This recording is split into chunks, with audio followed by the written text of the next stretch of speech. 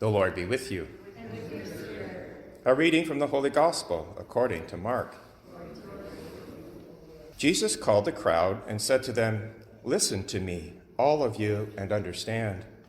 There is nothing outside a person that by going in can defile, but the things that come out are what defile. Let anyone with ears to hear listen." When Jesus had left the crowd and entered the house, his disciples asked him about the parable. He said to them, "Then do you also fail to understand? Do you not see that whatever goes into a person from the outside cannot defile, since it enters not the heart but the stomach, and goes out into the sewer?" Thus Jesus declared all foods clean. And he said, "It is what comes out of the person that defiles. For it is from within, from the human heart, that evil intentions come: fornication, theft, murder, adultery, avarice, wickedness, deceit, licentiousness, envy, slander, pride, folly. All these evil things come from within, and they defile a person." The Gospel of the Lord. In today's first reading from 1 Kings chapter 10, we hear the famous story of the Queen of Sheba. Now, she lived around the bottom of the Arabian Peninsula, around Ethiopia. So that would be 2,300 miles away from Jerusalem. And yet, even there, she heard of the reputation of Solomon, his great wisdom. And she wants that wisdom more than anything else. And she undertakes this great journey through the desert, 2,300 miles, in order to meet this person. We're told in today's first reading what her reaction was when she came.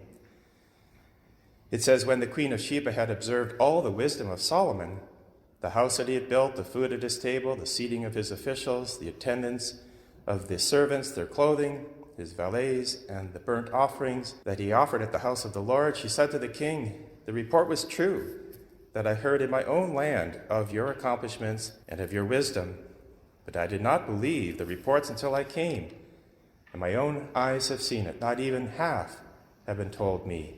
Your wisdom and prosperity far surpass the report that I had heard.'"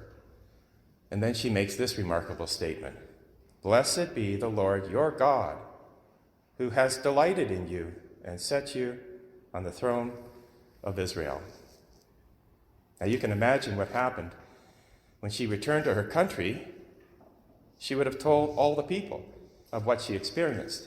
And the God of Israel, the one true God, bringing the good news to this faraway place that never heard of the one God. Well, how did Solomon acquire such wisdom? If you remember, he was 18 years old when he inherited the kingship of Israel when his father David died. And he knew, being just a boy, that he did not have any idea how to rule the entire kingdom of Israel, the 12 tribes. So what he did on the day that he was inaugurated king is he made 1,000 sacrificial offerings to the Lord. And God saw that he was serious, and God was pleased. God said to Solomon, "Ask anything you wish, and it will be yours." Now, he didn't ask for wealth, he didn't ask for power or long life, or even peace from his enemies. He asked for wisdom. And God was so pleased that he gave Solomon wisdom in abundance that no person has had ever to that extent. And Solomon reveled in that wisdom. Now, that is good news for us because we can also ask God for wisdom. We can ask in our prayers, and he will be pleased to give it to us. Wisdom in abundance, at whatever age we are. Now, we're in a fortunate position today because we have sources of wisdom right at our fingertips.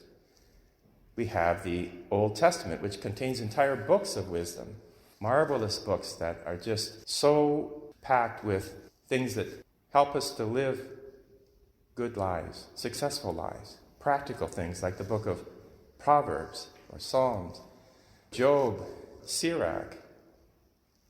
But then we also have the New Testament. And so we come now to the gospel. Jesus called the crowd and said to them, "Listen to me, all of you and understand. That's an imperative for us as well. Listen to Jesus, and we have the words of Jesus in the Gospels, the Sermon on the Mount, packed with wisdom. What did Jesus say to the people of his day, however?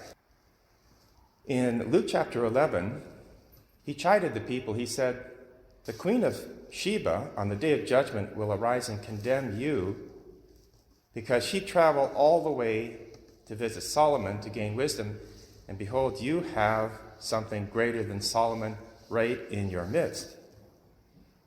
He was there, Jesus, the Word incarnate, and many people refused to listen. But Jesus goes on and gives a great lesson to all people, all of us.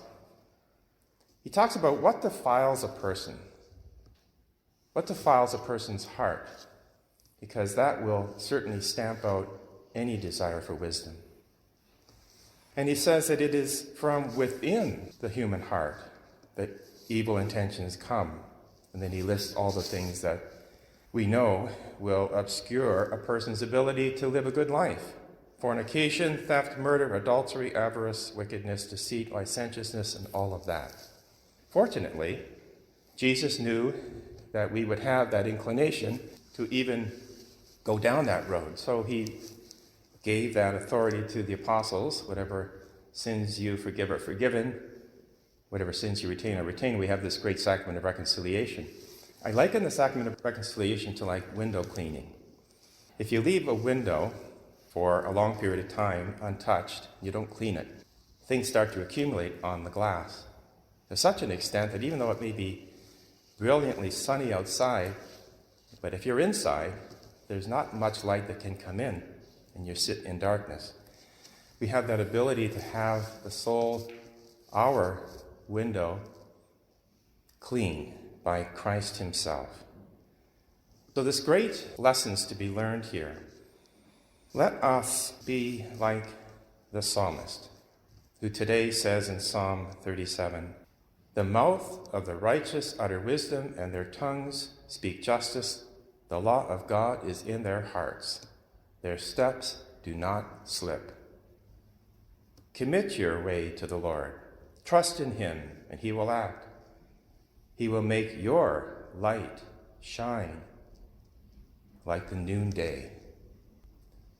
We thank God for hearing these readings.